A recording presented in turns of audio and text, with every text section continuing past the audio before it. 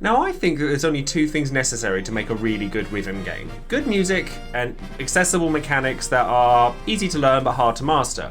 Well, having played an absolute ton of Theatrhythm Final Bar Line's demo, having looked extensively into it as a massive fan of the Theatrhythm franchise, putting hundreds of hours into Curtain Call and the original game, sadly not All-Star Carnival, I never got to play that one, I actually have 10 reasons here for you as to why Theatrhythm should be the next game on your list, particularly if you are a Final Fantasy fan of any kind.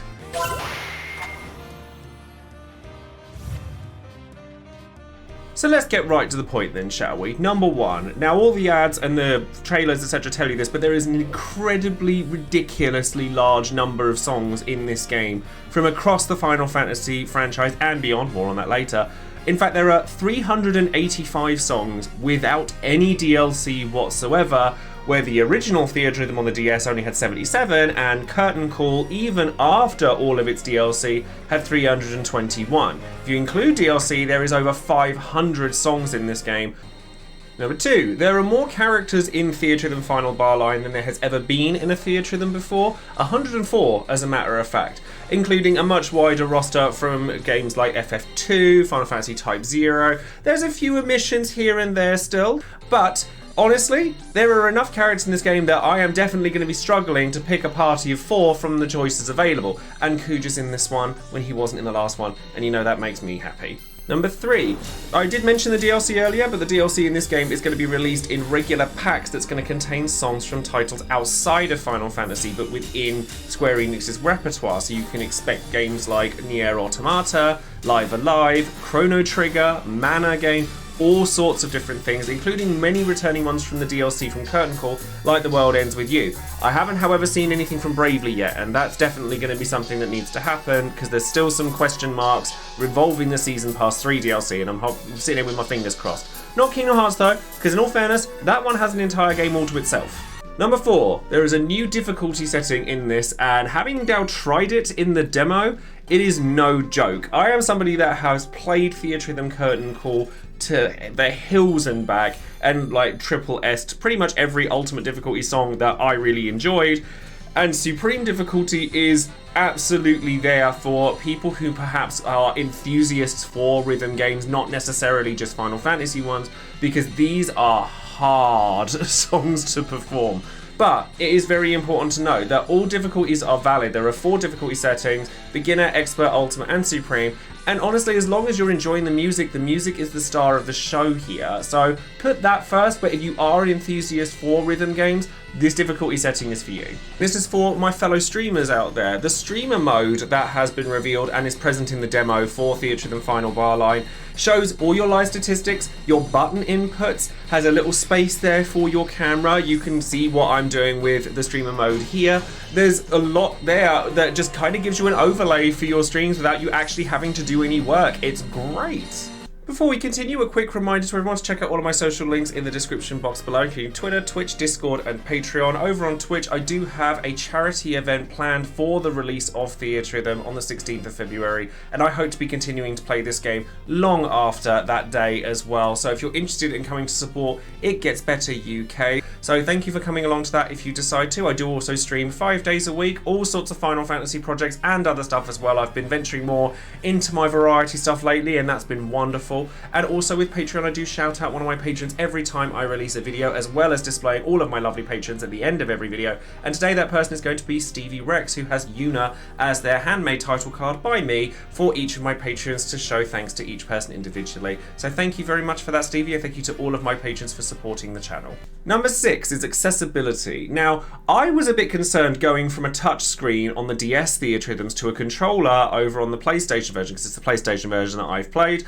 And honestly, it works brilliantly. You can press any face button as your sort of taps. You can use either analog stick for slashes, which you're going to need to do regularly when you're playing this game. But not only that, but the options are massively sort of malleable when it comes to accessibility, so that anyone can play this. There's a colorblind setting for the icons that come on the screen. If you've got a TV that's got maybe a bit of input lag or you're a bit uncomfortable with it, you can adjust the input lag, changing the sounds to be the old school ones instead of the new ones for Final Bar Line. There's loads of options here that, considering how simple the actual game itself is, there's a lot you can play around with here.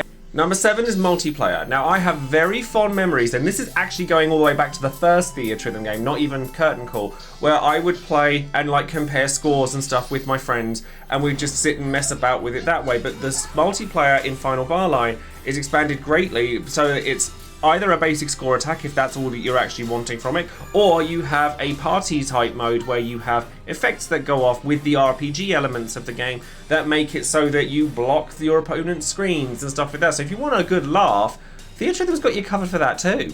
Number 8 is the fact that there are so many collectibles and RPG elements that are brought into this. Curtain Call, I feel, took a little bit more of a back seat with the RPG elements in favour of just playing the music, but because of the quests that are listed in Final Bar Line with each song, or like each song in the series quests and stuff like that, you can collect cards, you can collect sort of like the songs themselves, memories, like little screenshots and stuff that give it with text that kind of accompanies them, and little memories and stuff. It really is just a true celebration of the Final Fantasy franchise. So if there's something that you want to try out, it doesn't matter what difficulty level that you want it at, you can just play this game if you love Final Fantasy, and the music really does tie so much of this franchise together and to make it what we love it and what it is today.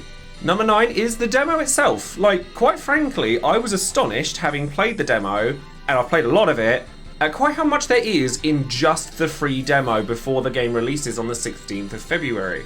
There are 30 songs playable from FF2, 5, 7, 13, 14 and 15. There are 30 characters that you can play as. You can level everyone to level 30, and this all carries over into the main game as well. So the save data will carry over if you decide that you like the game. So all difficulties are playable as well. So if you want to, like, you know, cut your teeth on the supreme difficulty like I did, and then, like, you know, struggle with it, then, you know, go ahead. The ultimate difficulty is still very challenging in its own ways. There's still, I mean, I'm pushing for the supremes, but the ultimates are still very challenging. And if you just want to chill time, then the easier difficulties are there as well. It's actually a fantastic demo that showcases quite a lot of what Theatrhythm actually is. And last but not least, of course, number 10 is A Long Fall is in it. Twice. So yeah, that is 10 reasons for you to go ahead and go and get Theatrhythm Final Bar Line when it releases, or if it has already released, go back and buy it because it's an amazing game. And I've only played the demo, although I have a lot of bias from being a huge Final Fantasy fan, having played every Theatrhythm apart from the arcade one up until this point, and I'm really looking forward to sharing more of Theatrhythm Final Bar Line with all of you. Is there a particular video that you'd like to see that involves this particular game? Are you somebody that perhaps just wants to watch clears of like the end game and the supreme difficulty missions when it releases, a top 10 list of like songs from each game, or anything like that? Let me know in the comments below what kinds of things you want to see, because I am super excited about this game and I cannot wait to share more of it with you all. But for now, don't forget to like and subscribe and all of that stuff that YouTubers tell you to do, and thank you ever so much for watching the video. I hope you have a lovely day today, beautiful, and take care. I'll see you next time. Bye now.